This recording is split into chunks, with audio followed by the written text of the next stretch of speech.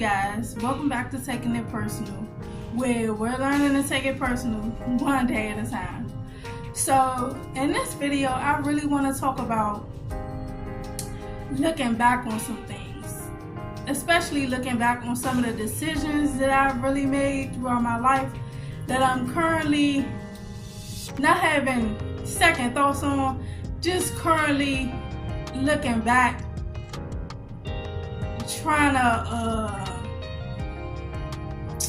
what's the word I want to use for? Just looking back on some of the decisions that I've made, and also, you know, reflecting on just some of the decisions that I've made. Let's put it like that. So today I wanted to talk to y'all about college. So when I first entered college, I think it was 2005. Oh well, y'all know I'm 36 or whatever. So I entered college in 2005. Didn't graduate until 2011. That's only because I took a semester off and it ended up taking me an extra year. But you know, if I end up doing all this, that's because it's hot in here, y'all. I just turned on the air. No one's home but me. My husband not here. Glad of that, because he just knocked me off my square a little bit as far as the videotaping. But anyway, so college. When I entered college, it was 2005. You know, I think looking back on it, I feel like and I was telling my sister this the other day. I mentioned my sister in the other video, you know. Why am I getting off topic, rambling or whatever? But I was talking to my sister the other day, and I was telling her, you know, I really feel like I went to college for everybody else.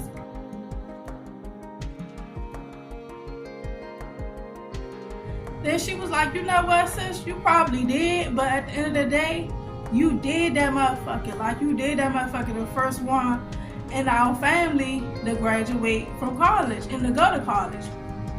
But looking back on it, I feel like I did it for everyone else.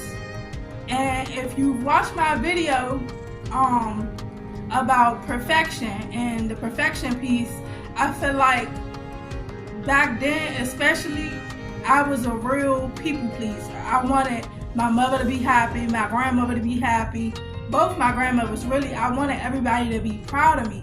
And I felt like if I don't go to college, I was somewhat disappointing them in a way. But looking back on it, all college teaches you to do is to be a good citizen.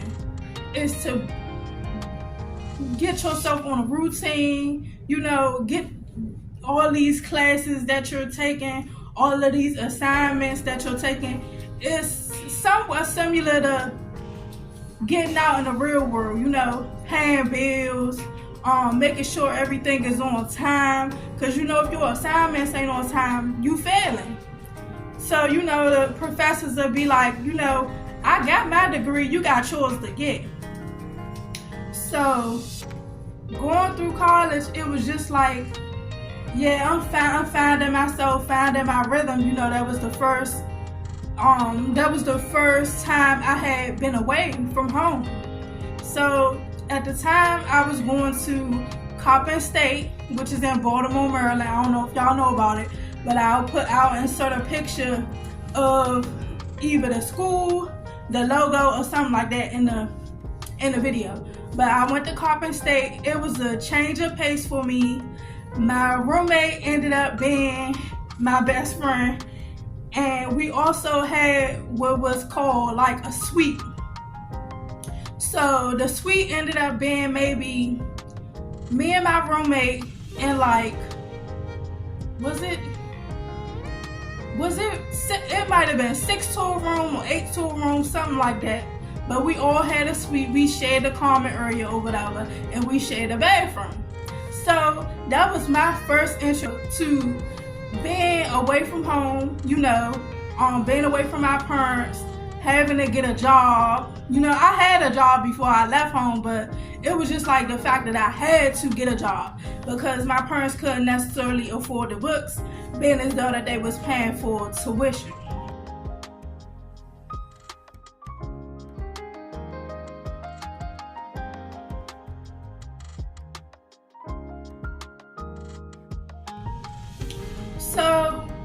just, hold on y'all, let me get my water. I'm thirsty. I'm not trying to be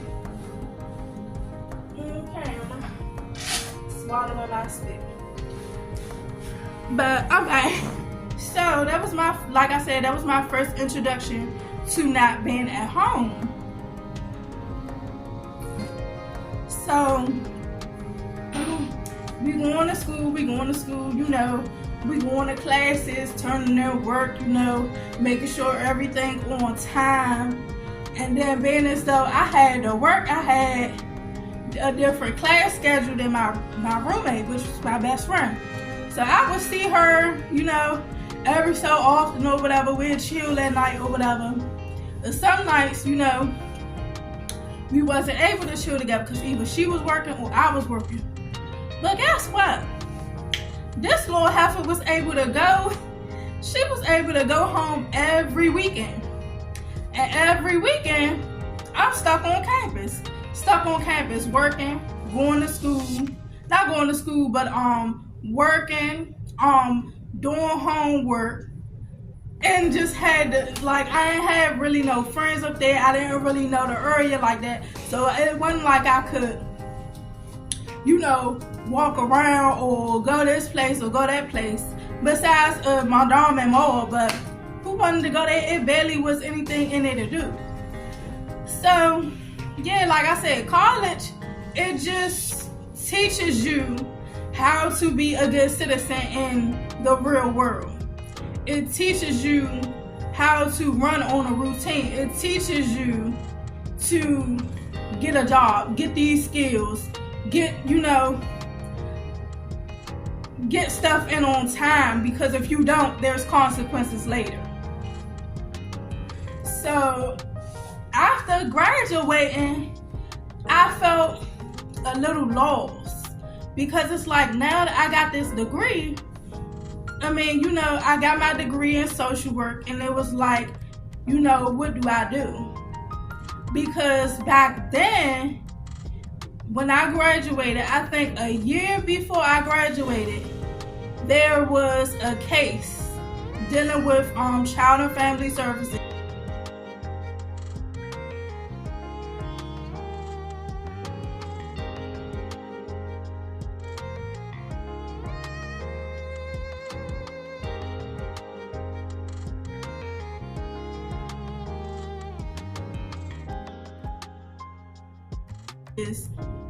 I forget the lady's name, but some of you in DC may know what I'm talking about.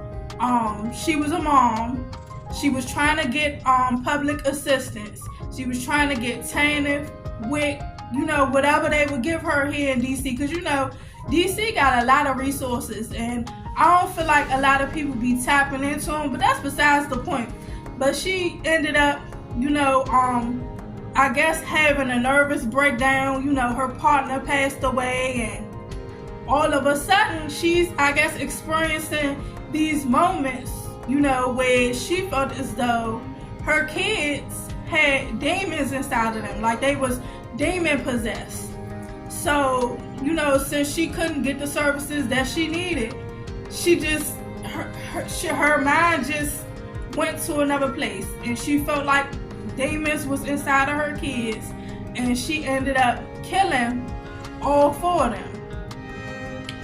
Now, the situation with the social workers and CPS, you know, they ended up looking into it at the last minute. After, you know, she done already did what she did with her kids. She was sent to jail, but then also after that, a lot of stuff started to change within the field of social work. Right now, today, you need a master's degree to work in any type of social work field. Whether that's going to be a counselor, whether that's going to be a school social worker, whether you're going to be in a hospital setting or anything like that. I mean, you can be in case management, and of course, you know, that's part of social work as well. But you're getting paid less. Even with the degree, you're getting paid less because you need that master's. Now, after that pivotal case, where she killed her children, and they were searching for the answers like, how did this slip past us? Why wasn't anyone checking on this particular family? Like, who dropped the ball and where? And so they found out during their investigation that it was due to the lack of, I guess, training or whatever they felt on the social workers' part. And most of the social workers that was attached to the case, they ended up being bachelor's level social workers. So after that, anything you did in social work, you basically had to have a master's degree. So I ended up falling off from the social work. But like I said, I went to school for everybody else. I didn't necessarily go to school for myself. Now, looking back on it, for real, if I had a chance to do everything all over, I don't think I would have went to school. I think I would have, followed my passion, which was writing at the time. I would have did something that was, how do I want to say this?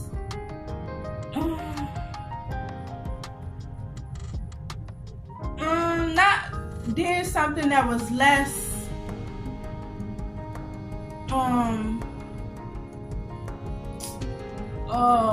the words is just escaping me right now. I'm sorry. But just did something that I would have preferred to do at the time. But, as a kid, as a teenager, a young adult or whatever, that's all for real. School, work. And that's how society has a lot of us. And they still have us in the grips of that. And I'm trying to break out of that as well. I'm trying to, create myself, multiple streams of income, as my husband say, or whatever, and get out of the typical 9 to 5. And that's why I feel like I jump back into YouTube, because this is something that I could see me making money off of. And also, just helping other people. Like, you never know who you can help with your videos. You never know who you can help with these videos. So, looking back on it, I feel like I made a good choice, but then there are some things I would have changed. But then, like my husband say, if you would have changed something, just one thing in your life would have went a whole total different direction. Maybe that's good. Who knows? Like, maybe that's good, but things happen the way that they're supposed to happen. So at the end of the day, I just wanted to look back on my college journey. Would I have done it again? Like, in today's society? No. I wouldn't have went to school. I would have been like these kids, on TikTok, these kids on YouTube, they making money. And they didn't have to they didn't have to write no papers. They didn't have to study.